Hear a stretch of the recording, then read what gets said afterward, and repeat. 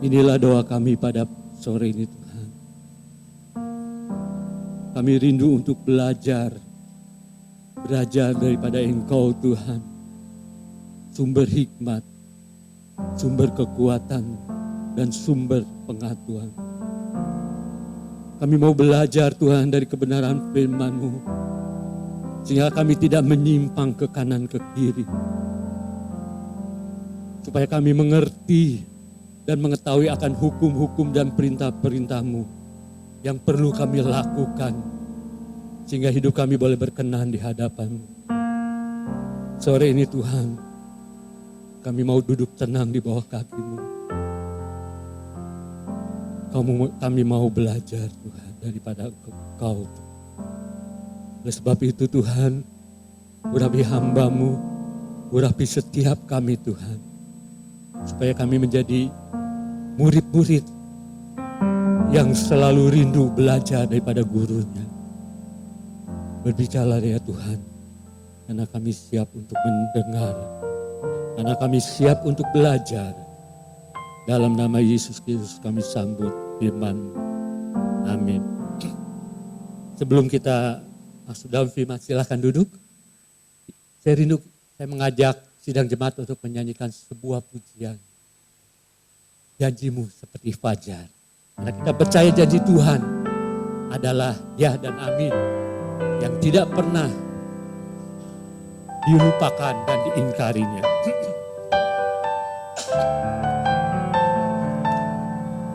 Janji-Mu seperti fajar pagi hari, yang tiada pernah terlambat bersinar.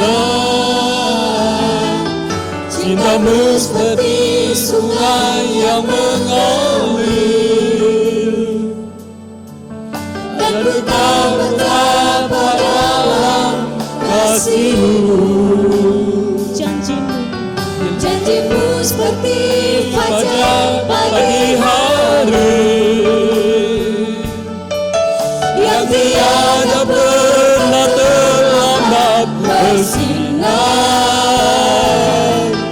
Cinta-Mu seperti sungai yang mengalir, dan tetap betapa dalam kasih-Mu. Ketika ku hadapi kehidupan, ketika ku hadapi kehidupan ini, jalan mana yang harus ku pilih? Ku tahu ku tak mampu, ku tahu ku tak sanggup. Hanya Kau Tuhan tempat jawabanku. Aku pun tahu ku tak pernah sendiri, sebab Engkau Allah yang menggendongku. Tangan-Mu membelaiku, cinta-Mu memuaskanku. Kau mengangkatku ke tempat yang tinggi. Jika saudara mengaminkan janji Tuhan, mari kita nyanyikan dengan tangan tapas. Janji-Mu seperti fajar pernah terlambat bersinar. Cinta-Mu seperti Sungai yang mengalir, dan ku tahu betapa dalam kasih-Mu. dan ku tahu betapa dalam kasih-Mu, dan ku tahu betapa dalam kasih-Mu. Amin.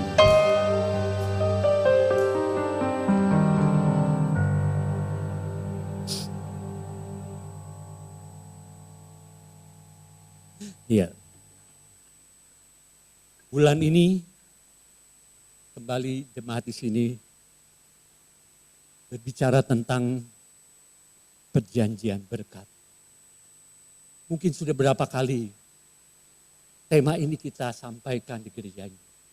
Dengan satu harapan bahwa agar setiap jemaat di tempat ini dapat mengalami janji-janji Tuhan yang telah Tuhan sampaikan kepada kita sebagai umat pilihan-Nya.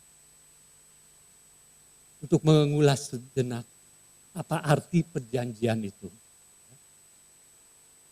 Pada prinsipnya sebuah perjanjian adalah sebuah kesepakatan yang dibuat oleh dua belah pihak tentang sesuatu hal.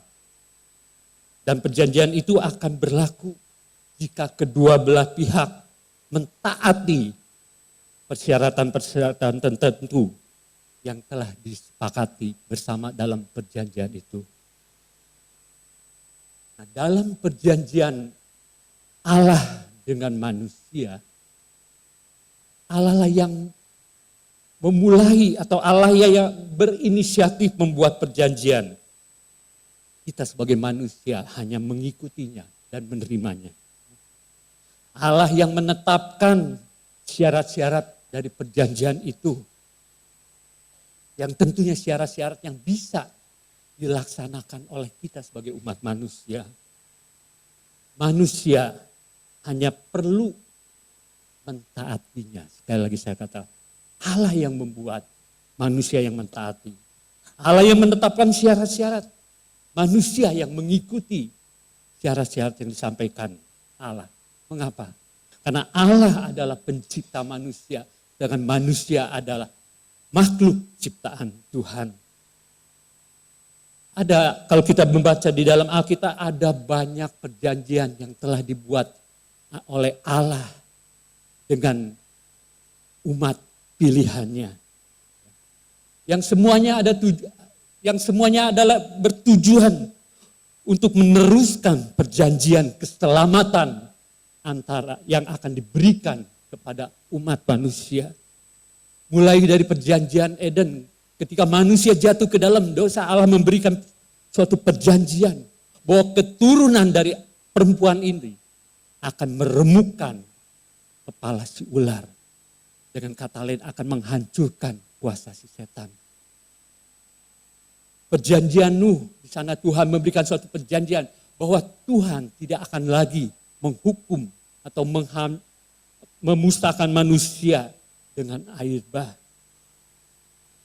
Dan ada satu lagi perjanjian Abraham, di mana di dalam perjanjian itu disampaikan bahwa melalui keturunan Abraham, berkat keselamatan itu akan sampai ke semua bangsa-bangsa, yaitu melalui Kristus dengan korbannya di atas kayu salib.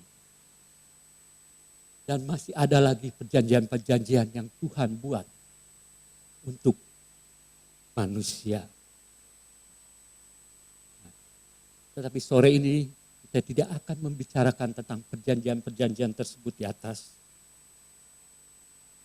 Tapi secara khusus kita akan kembali diingatkan untuk sama-sama belajar supaya kita mengetahui dan mengerti sehingga kita bisa melakukan apa yang menjadi bagian kita di dalam perjanjian yang Tuhan berikan kepada kita, yaitu perjanjian berkat.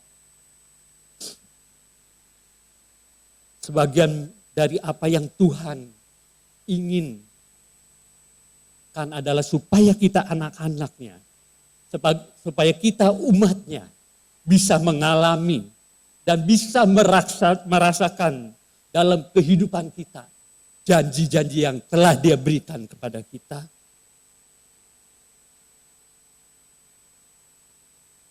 Sudah berapa kali seperti saya katakan, tema ini disampaikan di gereja, bahkan di tempat-tempat lain kita sudah mendengar dan membacanya.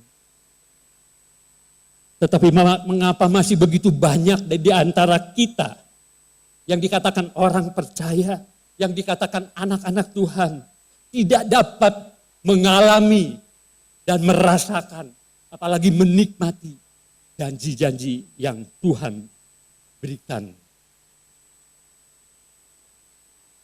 Apakah ada yang salah dengan Tuhan? Mengapa sampai itu terjadi di mana banyak anak Tuhan tidak dapat merasakan atau menikmati, mengalami janji-janji Tuhan? Mengapa ini sampai terjadi di antara kita sebagai orang-orang percaya? Adakah Tuhan telah lupa? Atau bahkan Tuhan telah ingkar akan janji-janjinya? Saya katakan tidak. Karena Tuhan tidak pernah ingkar dan tidak pernah lupa akan janji-janji yang telah Dia sampaikan kepada kita. Karena salah satu hal yang tidak dapat Tuhan perbuat di dalam dirinya adalah Dia melanggar dan melupakan, bahkan mengingkari janji-janji yang telah Dia buat. Tuhan berkata, kalau engkau melakukan ini dan itu, maka aku pun akan melakukan ini dan itu kepadamu. Kita bisa saja tidak dapat menikmati janji-janji Tuhan. Kita bisa saja tidak merasakan kepenuhan janji-janji Tuhan di dalam kehidupan kita. Yang penuh dengan syarat-syarat yang telah disampaikan oleh Tuhan. Karena kita telah gagal melakukan peran yang menjadi bagian kita. Itulah sebabnya banyak dari antara anak-anak Tuhan tidak bisa menikmati janji-janji Tuhan yang telah Dia sampaikan melalui firman-Nya.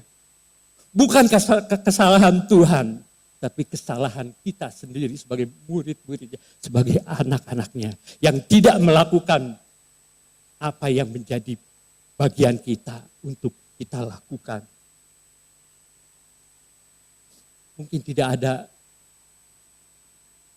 tidak akan pernah kita dapatkan secara yang begitu terperinci di dalam Alkitab, yang menjelaskan dengan sangat-sangat rinci semua berkat-berkat bersyarat dari Tuhan seperti yang kita akan baca berikut ini. Yaitu di dalam Ulangan 28 ayat 1 sampai dengan 14. Mari kita sama-sama membaca dan merenungkan firman Tuhan. Jangan hanya mendengar, tapi kita renungkan. Bukan hanya merenungkan. Kita berusaha untuk memenuhi apa yang perlu kita lakukan seturut dengan firman Tuhan. Ulangan pasal yang ke-28 ayat 1 sampai dengan yang ke-14.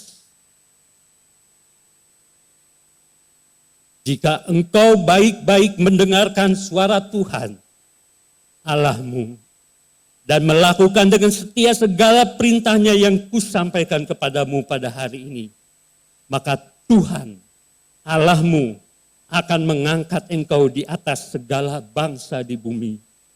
Segala berkat ini akan datang kepadamu dan menjadi bagianmu jika engkau mendengarkan suara Tuhan Allahmu. Diberkatilah engkau di kota dan diberkatilah engkau di ladang. Diberkatilah buah kandunganmu, hasil bumimu dan hasil ternakmu, yakni anak lembu sapimu dan kandungan kambing dombamu. Diberkatilah bakulmu dan tempat adonanmu. Diberkatilah engkau pada waktu masuk dan diberkati engkau pada waktu keluar. Tuhan akan membiarkan musuhmu yang maju berperang melawan engkau, terpukul kalah olehmu. Bersatu jalan mereka akan menyerang engkau, tapi bertujuh jalan mereka akan lari daripadamu. Tuhan akan memerintahkan berkat ke atasmu di dalam lumbungmu dan di dalam segala usahamu. Ia akan memberkati engkau di negeri yang diberikan kepadamu oleh Tuhan Allahmu.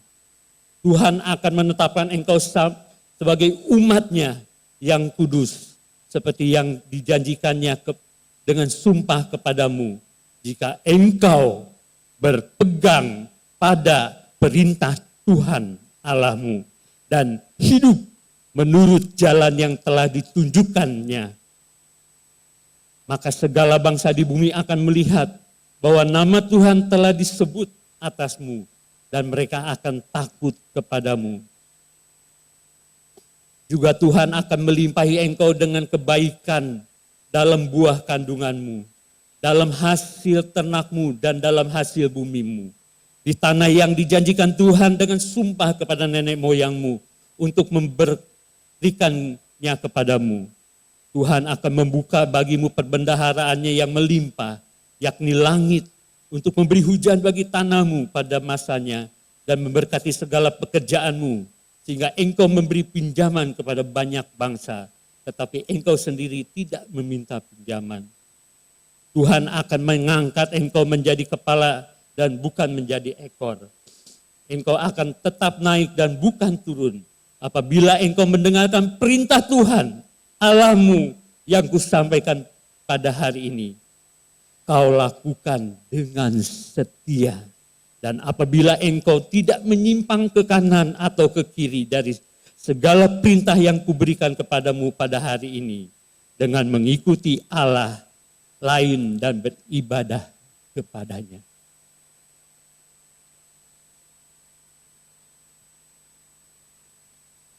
Kalau kita baca perikop yang baru kita baca tadi, kita renungkan perikop yang kita baca tadi, masih adakah yang kita perlukan, yang kita inginkan, yang belum tercakup di dalam janji-janji Tuhan ini? Masihkah ada yang kurang bagi kita? Allah memberitahukan kepada kita bahwa Dia akan memberikan kepada kita damai sejahtera. Anak-anak yang berhasil atau anak-anak yang menjadi berkat bagi kita. Semua kebutuhan kita, semua keberhasilan atas semua yang kita rencanakan dan semua yang kita kerjakan.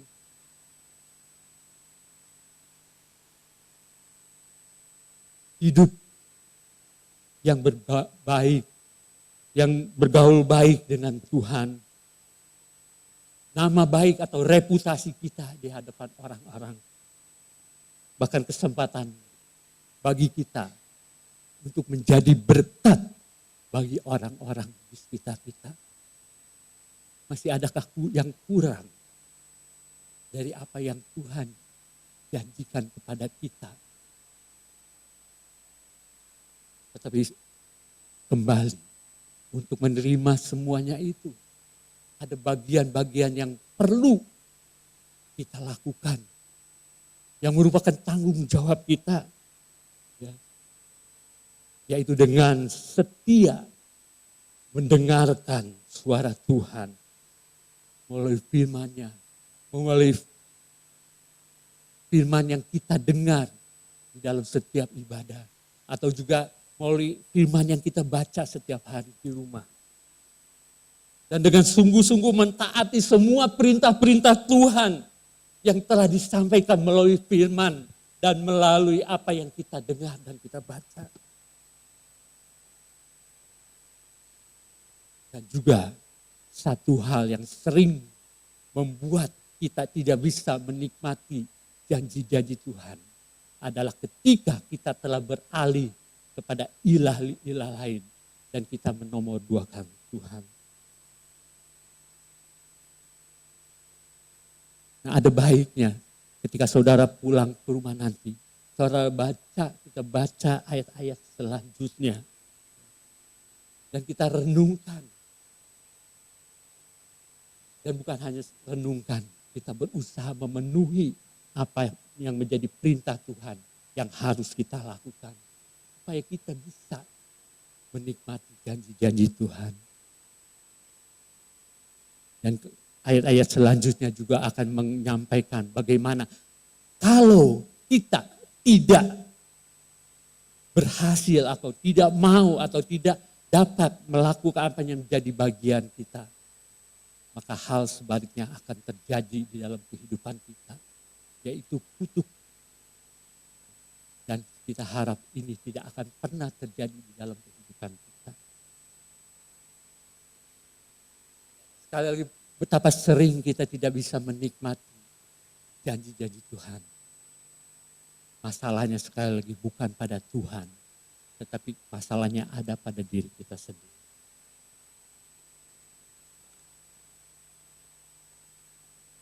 Saya akan memberikan suatu ilustrasi tentang sebuah gambaran. Nah, ada seorang profesor di sebuah universitas yang dikeluhkan oleh salah seorang mahasiswanya. Karena dia telah dianggap tidak adil dan dia telah dianggap bersikap tidak adil terhadap mahasiswa itu karena telah memberikan nilai gagal kepadanya, kepada mahasiswa itu.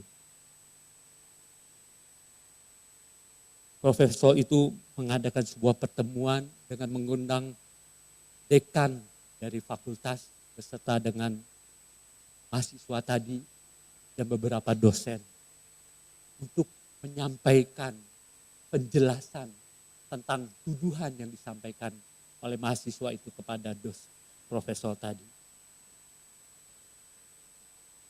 Mahasiswa itu berkata kepada profesor di tengah-tengah pertemuan itu. Dia berkata, mata kuliah yang Bapak berikan itu terlalu sukar.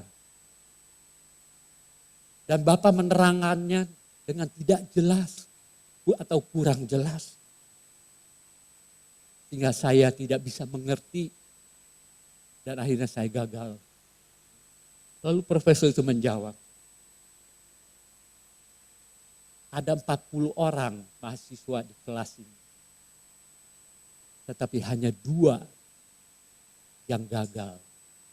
Yang 38 telah lulus dengan baik. Mahasiswa itu kemudian menjawab, ya tetapi menurutku ujian itu tidak adil katanya. Soalnya tidak begitu jelas. Bela si mahasiswa tadi. Lalu profesor itu berkata atau bertanya kepada mahasiswa tadi, apakah kamu belajar ketika engkau akan menghadapi ujian?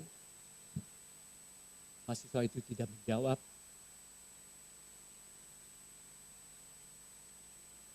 Tetapi bahkan dia menggerutu katanya, Anda selalu memojokkan aku sejak pertama kali aku masuk di dalam kelas kuliahmu.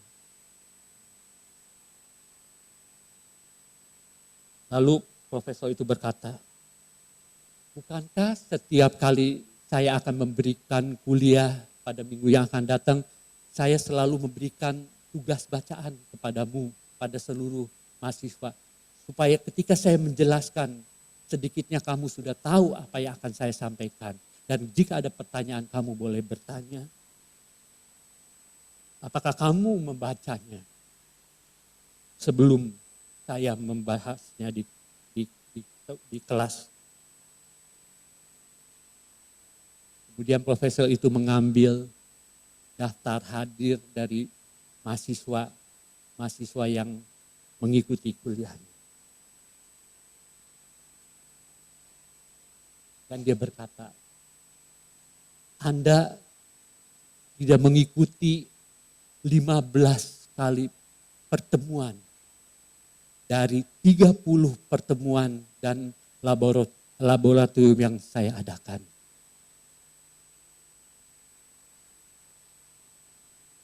Jadi ada sekitar 50% dari seluruh daftar hadir engkau dari kelas saya yang tidak engkau ikuti.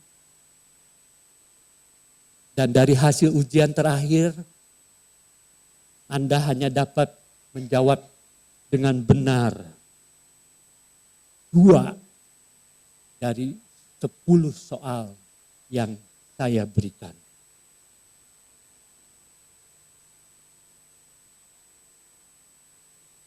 Ketika profesor itu menyampaikan kekurangan dan kesalahan-kesalahan mahasiswa itu, mahasiswa itu bukannya menyadari akan kekurangan dan kesalahannya, tetapi bahkan dia menantang profesor tadi dan berkata, "Tidak tahukah kau siapa ayah saya? Tidak tahukah Anda berapa besar jumlah yang telah ayah saya berikan kepada yayasan universitas ini? Dan tahukah kau apa konsekuensinya, apa akibatnya bila Anda tidak meluluskan saya?" Lalu profesor itu menjawab, "Saya yakin saya gagal melakukan hal yang benar kalau saya meluluskan kamu dalam mata kuliah saya. Karena melihat suasana yang begitu panas, dekan fakultas berusaha untuk menengahinya dan berkata kepada mahasiswa itu, Bapak Profesor tidak memberikan angka kegagalan kepadamu. Tetapi Anda sendirilah yang telah mencetak angka kegagalan itu. Sehingga Anda tidak lulus di dalam ujian. Anda telah mencetak angka kegagalan dengan tidak melakukan apa yang seharusnya engkau lakukan.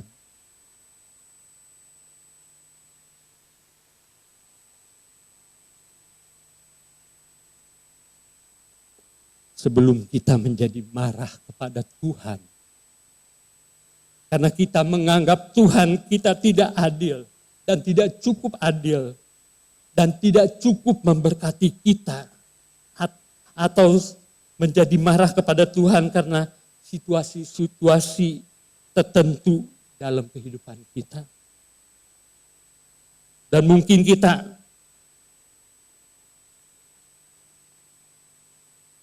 berkata kepada Tuhan, apa yang telah kita lakukan untuk pekerjaan Tuhan? Dan kita katakan kepada Tuhan, korban-korban yang telah kita sampaikan untuk pekerjaan Tuhan. Bahkan pelayanan-pelayanan yang kita telah kerjakan dalam pekerjaan Tuhan. Sebelum semuanya itu kita katakan kepada Tuhan. Ada baiknya kita bertanya kepada diri kita masing-masing. Bertanya secara jujur. Seperti kita berkaca kepada cermin yang ada di depan kita. Sudahkah kita mendengarkan firman Tuhan dengan penuh perhatian setiap kali kita berada di gereja mendengarkan firman Tuhan? Adakah kita mendengarkan firman Tuhan dengan benar, dengan penuh perhatian? Sudahkah kita membaca firman Tuhan sehingga kita mengetahui dan melakukan perintah-perintahnya yang perlu kita lakukan?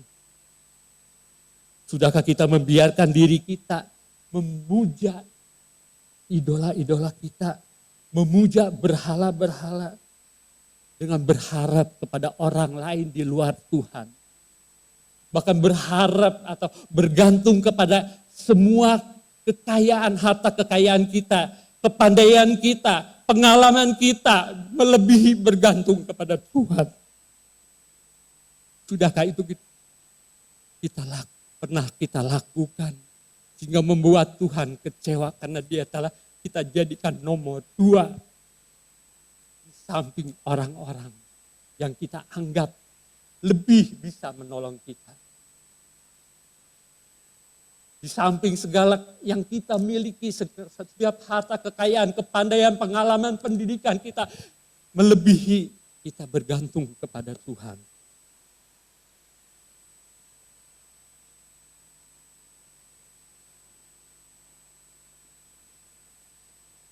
Banyak dari janji-janji Tuhan merupakan janji-janji yang bersyarat.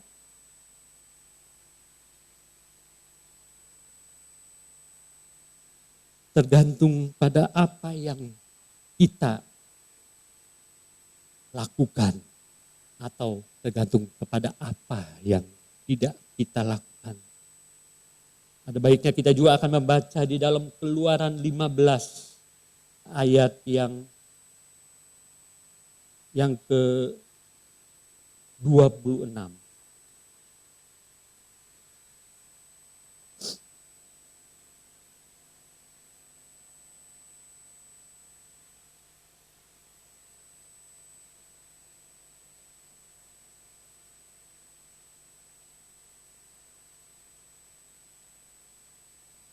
Keluaran 15 ayat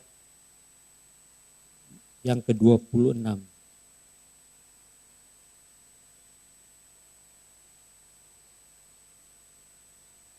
Demikian bunyi firman-Nya. Firman Tuhan kepada kita. Jika kamu sungguh-sungguh mendengarkan suara Tuhan Allahmu dan melakukan apa yang benar di matanya, dan memasang telingamu kepada perintah-perintahnya dan tetap mengikuti segala ketetapannya, maka aku tidak akan melimpahkan kepadamu penyakit manapun yang telah kutimpahkan kepada orang Mesir. Sebab aku, Tuhanlah yang menyembuhkan engkau. Amin.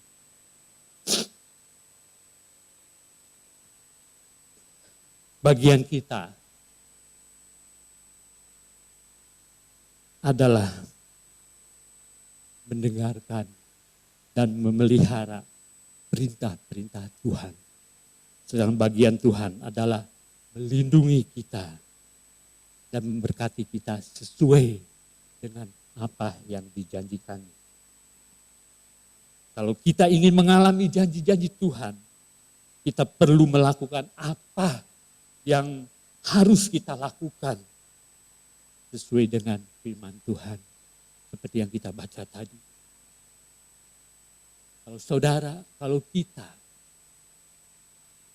saat ini belum bisa menikmati atau mengalami janji-janji Tuhan berlaku di dalam kehidupan kita. Mungkin kita perlu melihat kepada diri kita sendiri. Dan melihatnya secara jujur, seperti saya katakan tadi. Sudahkah kita mengikuti apa yang Tuhan ingin kita lakukan di dalam kehidupan ini?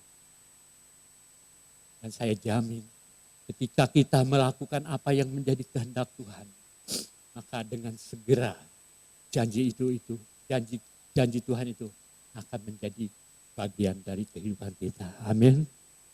Amin. Nah sekarang apabila kita sudah menikmati, sudah mengalami janji Tuhan, ada beberapa hal yang perlu kita perhatikan saat kita telah berhasil merasakan atau mengalami janji-janji Tuhan dalam kehidupan kita. Agar apa? Agar berkat-berkat Tuhan itu, yang berkat-berkat yang Tuhan nyatakan dalam kehidupan kita itu, menjadi lebih berarti bagi kita dan bagi orang lain. Ada 7 kekuatan untuk kita, agar kita dapat memperoleh kekayaan atau berkat, memperoleh janji Tuhan. Tapi hari ini sesuai dengan tema, kita hanya akan membahas 2.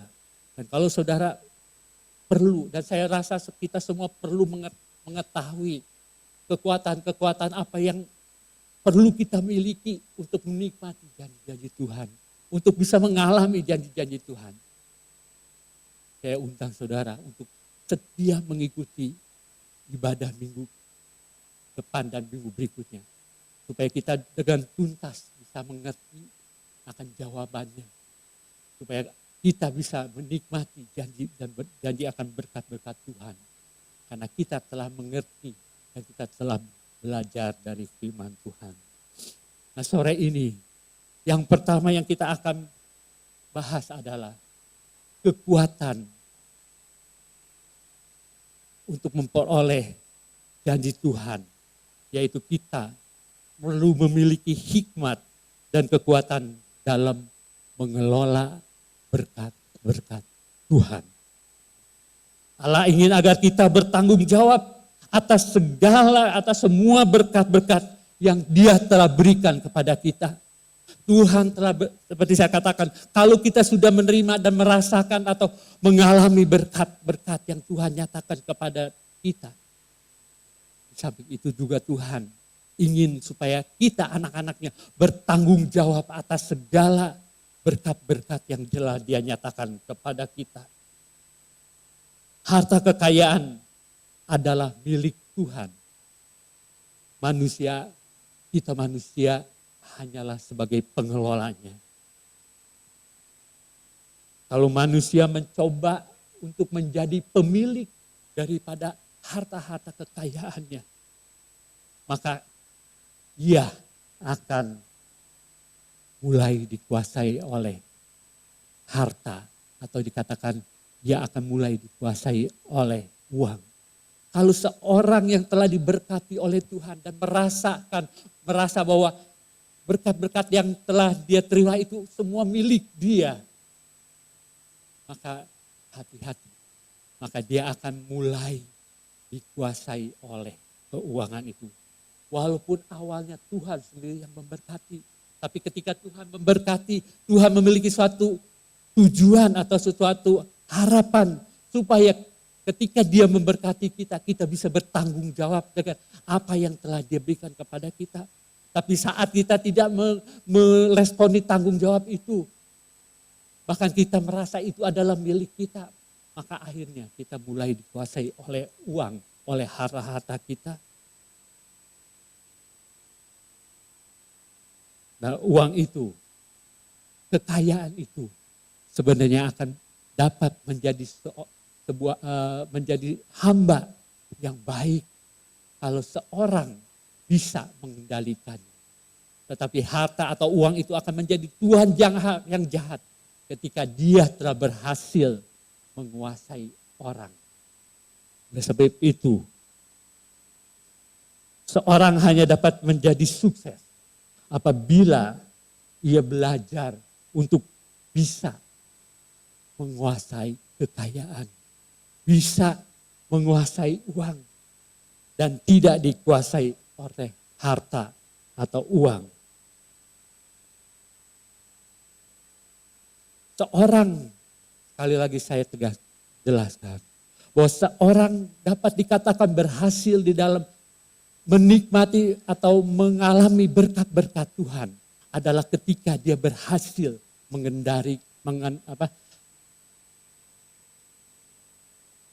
ketika dia berhasil mengendalikan kekayaan atau berkat-berkat Tuhan. Bukan berkat-berkat itu atau kekayaan itu yang mengendalikan dia. Allah hanya akan mempercayakan kepada orang-orang, kepada kita, harta sesuai dengan kesetiaan kita dalam mengelola harta, kekayaan atau berkat-berkat yang diberikan. Firman Tuhan pernah berkata bahwa ketika seorang setia pada hal-hal yang kecil, maka Tuhan akan mempercayakan hal-hal yang lebih besar kepadanya.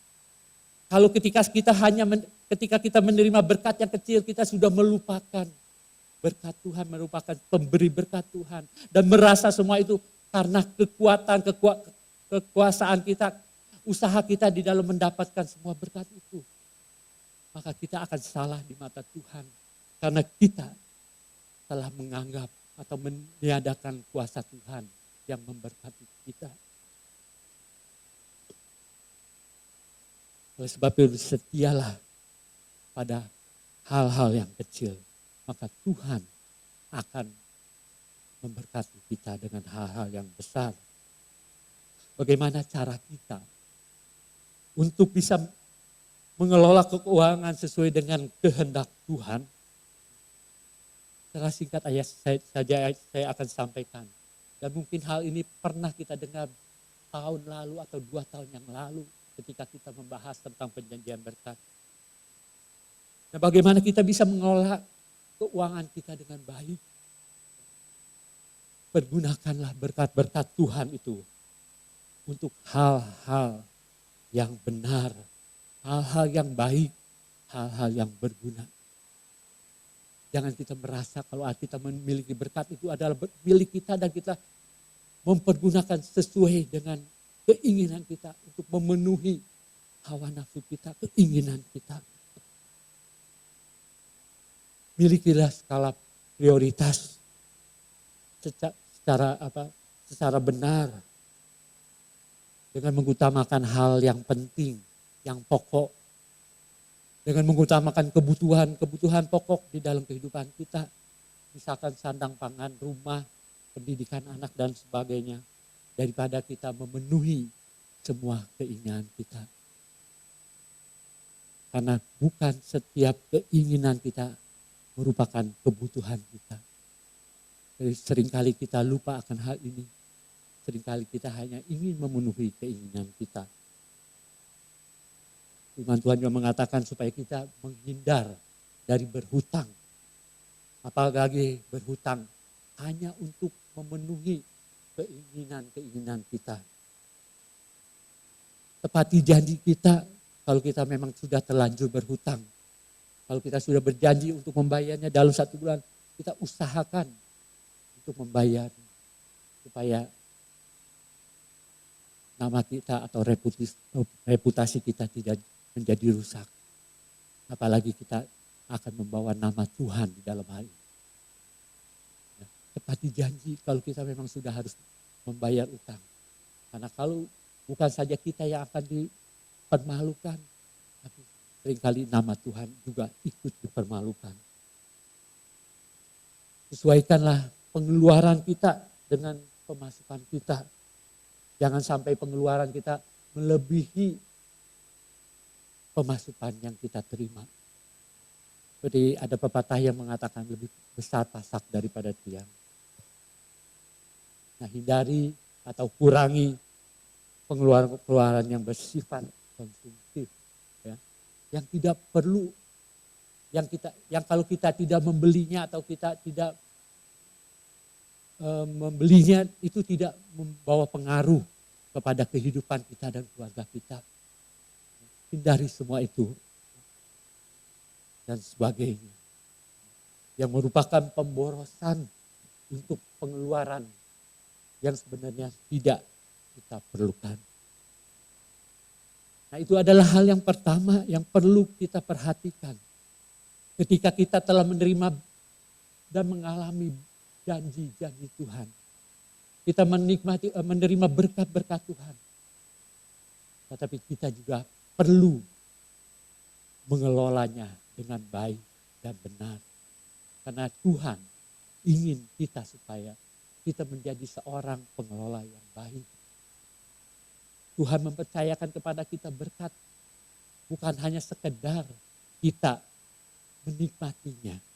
Tapi ada hal-hal yang lain yang sebenarnya Tuhan ingin kita lakukan di dalam kehidupan kita. Dan mungkin ini kita akan temukan di dalam bagian yang kedua, satu kekuatan yang perlu kita miliki sebagai anak-anak Tuhan ketika kita mengalami berkat-berkat Tuhan. Yaitu kekuatan untuk memberi. Hal ini sangat berlawanan dengan dunia yang sampaikan. Dunia berkata berhemat-hemat supaya engkau pangkal kaya. Tetapi firman Tuhan berkata kita perlu memberi. Kita perlu menabur. Di dalam kerajaan Allah orang yang diberkati adalah orang yang menyebar dan menabur berkat. Amin. Di dalam firman Tuhan mengatakan orang yang diberkati adalah orang-orang yang bisa menabur berkat. Menabur benih berkat. Amsal 11 ayat 24 di sana dikatakan, ada yang menyebar harta tapi tidak bertambah kaya. Ada yang menghemat secara luar biasa namun selalu berkekurangan. Itu yang kita akan baca yang kita baca di dalam Amsal 11 ayat 24. Ada orang yang menyebar harta, ada orang yang begitu royal terhadap pekerjaan-pekerjaan Tuhan dan sebagainya. Untuk orang-orang sekitarnya, untuk memberkati orang. Tapi dia tidak pernah kekurangan. Tapi ada orang yang begitu kikir, yang begitu sulit untuk memberi pertolongan, membantu pekerjaan Tuhan. Tetapi dia tidak pernah jadi lebih kaya. 2 Korintus 9 ayat 6 di sana dikatakan, orang yang menabur sedikit akan menuai sedikit. Orang yang menabur banyak akan menuai banyak juga. Ini sesuai dengan prinsip ilmu pertanian. Kalau kita ingin menerima hasil yang banyak, tentunya kita harus menabur yang banyak. Kalau kita hanya menanam di dalam tanah sekitar 1 hektar, kita hanya akan mendapatkan hasil yang terbatas. Tapi ketika kita menabur banyak, maka kita akan mendapatkan hasil yang luar biasa. Nah, memberi adalah sebuah kekuatan untuk memperoleh berkat. Itu adalah prinsip kerajaan Allah. Itu adalah prinsip dari Alkitab. Kalau kita menabur, khususnya di dalam pekerjaan Tuhan, pasti Tuhan akan memberkati kita. Firman Tuhan di dalam Maleakhi 3 ayat 10, di sana dengan jelas dikatakan, bawalah seluruh persembahan perpuluhan ke dalam rumah pembendaharaan, supaya ada persediaan makanan di rumahku. Dan ujilah aku, firman Tuhan semesta alam, apakah aku tidak membukakan bagimu tingkap-tingkap langit dan mencurahkan berkat kepadamu sampai berkelimpahan. Sebuah tantangan yang datangnya dari Tuhan sendiri untuk membuktikan kebenaran akan janji-janjinya, agar kita benar-benar dapat mengalami perjanjian dan memiliki kekuatan untuk memperoleh berkat yang Tuhan telah siapkan bagi kita. Yaitu dengan kita mempraktekkan, memberi sebagai suatu kekuatan di dalam kehidupan kita. Agar kekuatan memberi bekerja secara maksimal. Ada beberapa prinsip yang memberikan kepada kita suatu cara, memberikan kepada kita suatu jalan agar kita memperhatikannya dan kita mempraktekannya. Memberi secara menyeluruh. Kita perlu memberi secara menyeluruh. Bukan berarti kita harus memberi semuanya. Tapi dengan kata lain, kita perlu memberi bukan hanya pada satu hal. Kalau kita sanggup, kita perlu memberi pada hal-hal yang lain. Pada pekerjaan-pekerjaan Tuhan yang lain. Kepada orang-orang yang lain. Ya. Pertama-tama tentunya kita perlu mengembalikan apa yang menjadi bagian Tuhan. Yaitu perpuluhan dari apa yang telah kita terima dari berkat Tuhan. Karena itu merupakan hak dan milik daripada Tuhan. Dan inilah langkah awal bagi kita sebagai seorang percaya untuk belajar memberi secara menyeluruh. Kalau memberikan perpuluhan saja kita tidak bisa, bagaimana kita bisa memberi yang lain?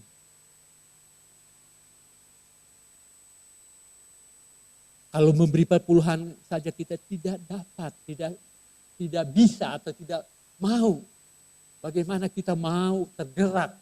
Bagaimana hati kita bisa tergerak akan keperluan pekerjaan Tuhan yang lain.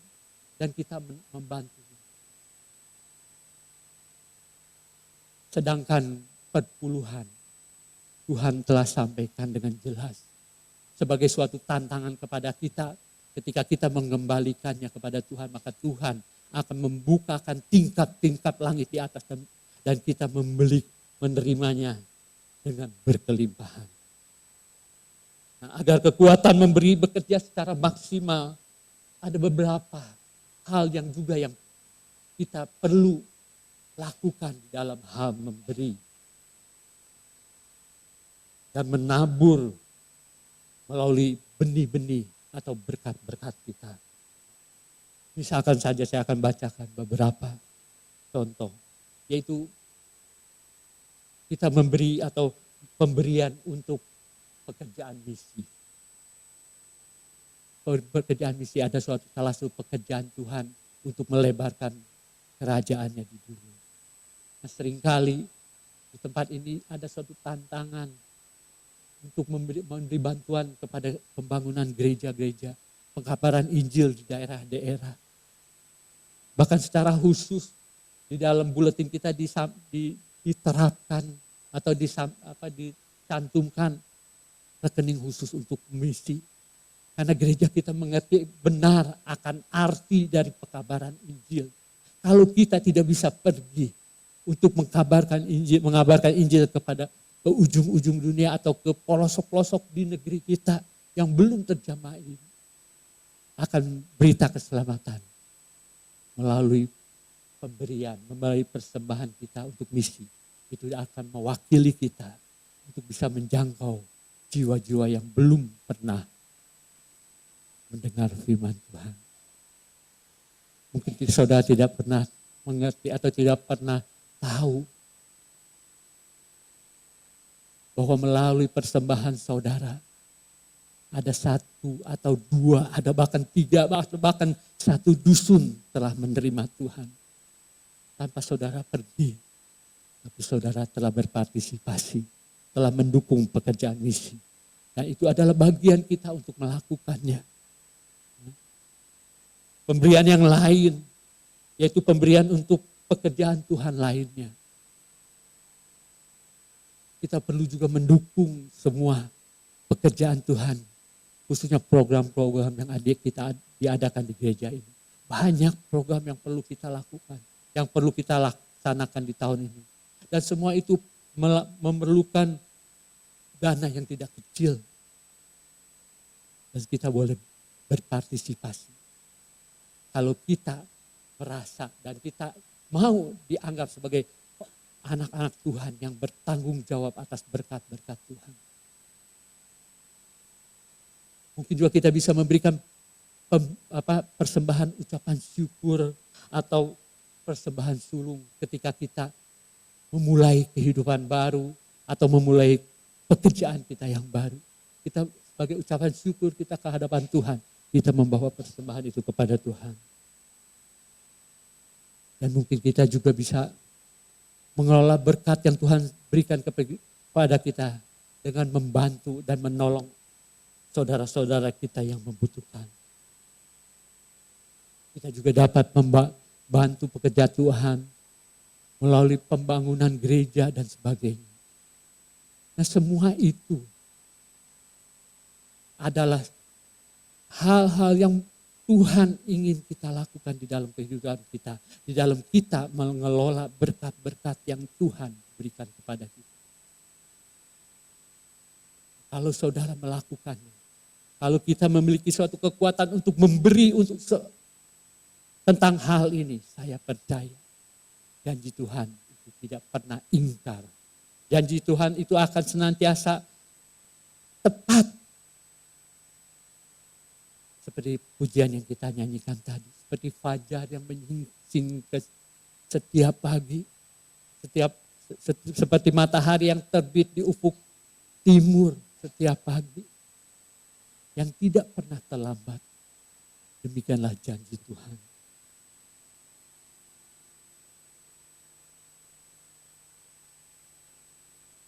Kita perlu juga memberi dengan iman dan dengan ketekunan. Menabur tanpa iman adalah sia-sia. Menabur tanpa iman adalah seperti kita menanam benih yang mati. Karena ketika kita menabur, kita memiliki suatu motivasi yang lain, yang mungkin kita berikan. Kalau saya menabur, saya harus dapat ini. Kalau saya memberi, saya harus dapat ini. melakukan itu kehendak Tuhan. Kehendak Tuhan adalah kerelaan kita di dalam membantu pekerjaan Tuhan, menabur dengan sukacita. Dalam memberi juga dibutuhkan ketekunan. Kita tidak membawa persepuluhan hanya 1 bulan, hanya 2 bulan. Setiap saat ketika kita menerima berkat, kita patut membawa persepuluhan itu ke hadapan Tuhan, ke dalam perbendaharaan Tuhan.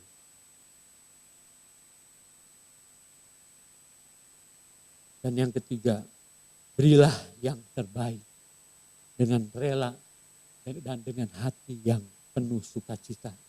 2 Korintus 9 ayat 7 di sana dikatakan, hendaklah masing-masing memberi dengan kerelaan hatinya, jangan dengan duka dan paksa. Sebab Allah mengasihi orang yang memberi dengan sukacita. Ketika kita memberi, jangan karena ada tantangan, ada dorongan dari orang lain. Tapi biarlah kita memberi dengan sukacita, dengan rela hati. Karena Tuhan mengasihi orang-orang yang memberi dengan sukacita. Sore ini, adakah kita merindukan mengalami perubahan yang baru di dalam kehidupan kita? Adakah sore ini kita mulai bertanya, mengapa selama di dalam pengiringan saya kepada Tuhan tidak pernah atau belum sepenuhnya saya merasakan janji-janji Tuhan.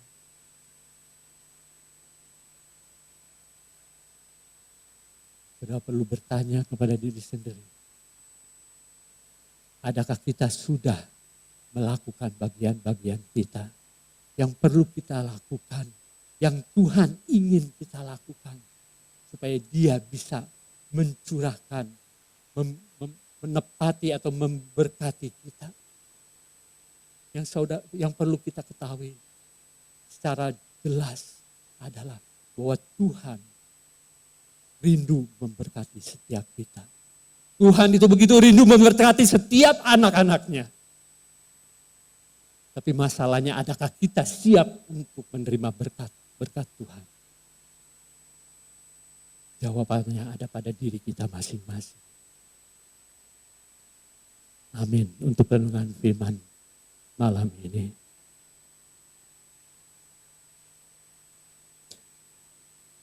Biarlah ini menjadi suatu tantangan dan pertanyaan bagi kita. Yang mungkin ini seringkali berkecamuk di dalam pikiran kita.